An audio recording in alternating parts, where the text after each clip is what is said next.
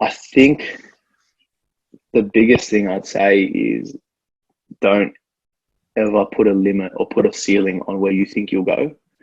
I held back on my business for probably the first 12 to 18 months because I heard a lot of people, first thing they'd say is, yeah, it's cool, but is it sustainable? Is it like, you get people that question regardless of what you're doing, whether you're doing a traditional sort of thing, no matter what you're studying, you always get people in your ear questioning, putting a bit of doubt. And the biggest thing I'd say is build up a bit of confidence and a bit of resilience in yourself, and spend that time developing not only yourself in terms of your skills or your knowledge, but also develop your relationship with yourself.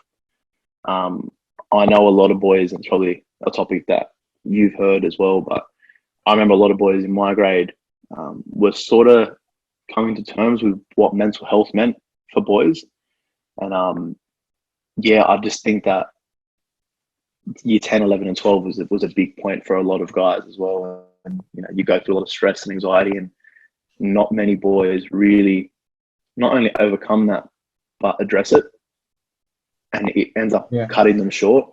You know, I was always very nervous and anxious about, you know, if I do this, what's going to happen? What are people going to think? And, you know, a lot of boys, I know I've had a lot of young ones, year 10, 11 and 12 actually reach out and speak to me about other business ideas and stuff.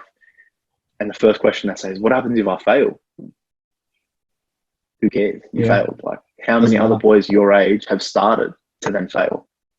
You know, like some of the biggest clients I've got, like I've just probably 2 hours ago, we just launched a project with this guy by the name of Charlie. He was managing some of the biggest artists in the US. Like, the boys would probably still be listening to them now. Like, we're talking 2 Chainz, Tiger, like some big names. He's now, he lost it all. He had a brain tumor. So he basically failed his whole business. He developed a brain tumor and he thought his life was over. So he instantly started to fail. He decided, nah, I'm not giving up. People haven't even started to then fail. Reversed his brain tumor, lost like 300 pounds. He's now a Nike athlete. And we've just launched a partnership with them where he's going across the country, basically helping everyone achieve their dreams. And the final stop is NBA All-Star Weekend. So we've got a partnership with the NBA, and he's going to be playing in the All-Star Celebrity Game. So unreal. Like, it's just this thing where you need to start to fail. So don't be afraid to start something if you're worried about the failure. If you sort of speak it into existence, if you've got a negative mindset about stuff. So there's a lot of boys who I know, like, I won't achieve X amount of ATAR points or whatever. You'd never started to stop. So, you know, achieve high. Like, you know, a bunch of the boys in my grade sort of got to a point like, yeah, we're going to get 99. Just to get into a positive mindset. If you fall from 99, how far are you going to fall?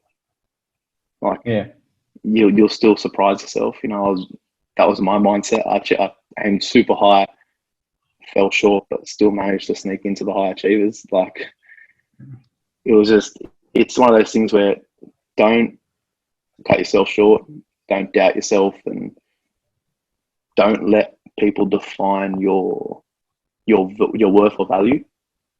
I think the school breeds like good mentality in boys, like in the boys that come out of it. So I think just use it to the best of your ability and you'll be sweet.